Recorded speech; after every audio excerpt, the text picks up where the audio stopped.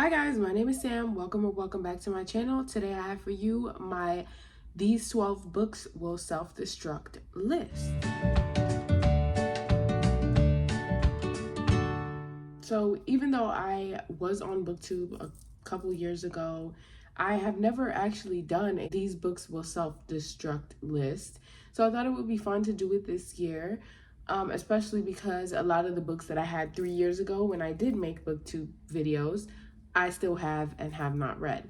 So let's get into my list. The first book on my list is going to be Because You Love to Hate Me by a couple authors. It's an anthology, and the reason this is on my 12 Books Will Self-Destruct list is because I have attempted or successfully read a couple anthologies over the years, and I don't enjoy them. So I kind of want to know, am I going to enjoy this? Is it going to be something I want to pick up? And if I don't get around to it, then it needs to be unhauled from my shelves.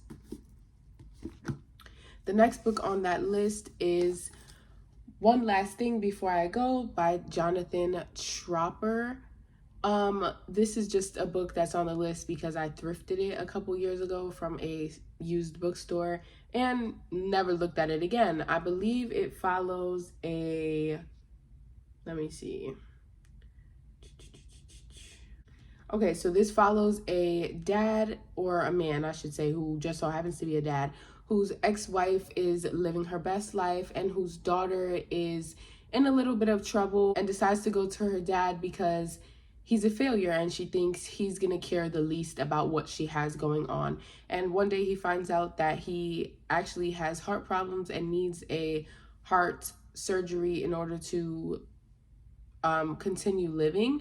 And instead of going through with the surgery, he decides to refuse that surgery and live his life to the best of his abilities, knowing that he's on borrowed time. So obviously when I read the premise, I thought it was really interesting, and then I just never felt motivated to pick it up. So I'm putting this on my list, hoping that I will feel motivated and that I will love it.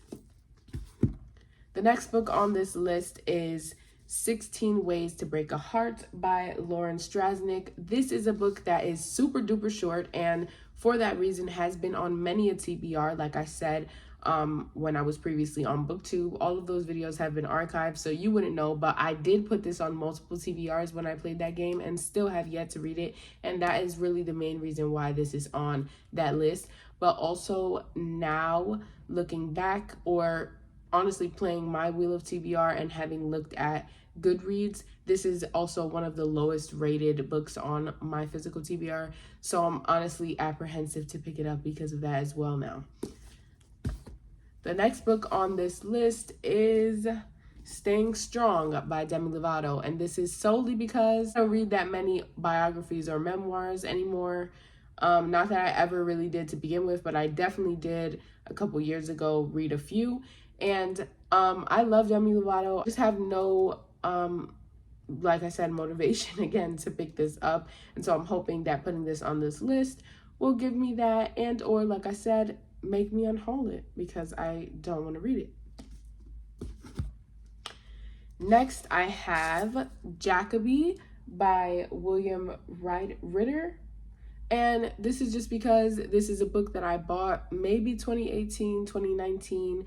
And I actually bought the first 2 books in the series and still have yet to pick it up. I really don't know if I'll be interested in it. I'm not too sure what it's about anymore. I think actually this is a sort of retelling or spin-off of Jack the Ripper. And while that sounds intriguing, as you guys know, I don't really read that much outside of the romance genre anymore. So I just want to know if I'll enjoy this. That way I can take this off of my TBR and get rid of the second book as well, or continue on with the series and potentially buy the other books. Next on my list, we have a Kristen Hanna, which is Magic Hour. This was actually a book that my boyfriend bought for me maybe during 2020 when we did when we did the Target challenge that everybody was doing on TikTok, where it was like, buy something that they would like, buy something that they need, whatever. I don't remember what category this was for, but I do know that Kristen Hanna primarily writes historical fiction, which is not something that I enjoy reading. So I kind of want to put this on this list to get myself to read it and see if she's someone that I'd be interested in picking up more books from. Next on the list is Wicked Fox by Kat Cho. This is on the list because even though it hasn't been on any of my TBRs, I have attempted to pick this book up and read it on multiple occasions and just couldn't get really far into it. So I'm giving this year as my last chance for this book. And if I don't want to read it, if I don't want to pick it up, and if I try and I just can't get into it, then this book needs to be unhauled. And then the last stack of books here are really just a set of Book of the Month books that I've had for quite some time and still haven't read yet. And I just want to get on track, especially now that I've resubscribed to Book of the Month, get on track with my Book of the Month purchases and get them off of my shelves or discover new favorites. And so that list includes The Girl with the Louding Voice by Abby Dare, Beach Read by Emily Henry. I know this is like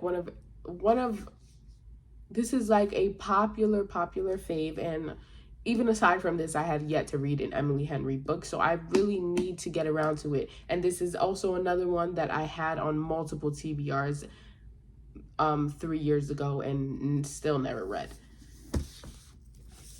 Then we have Anxious People by Frederick Bachman.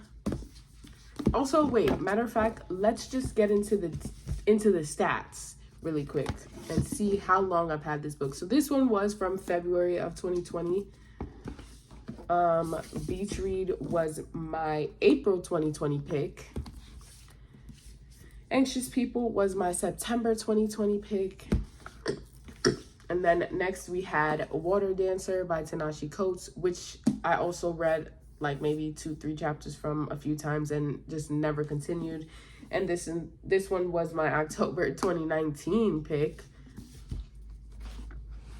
And then last but not least, as you may know, because I put this on a TBR for the Wheel of TBR once, The Seven Husbands of Evelyn Hugo by Taylor Jenkins Reid, which was my June 2017 pick.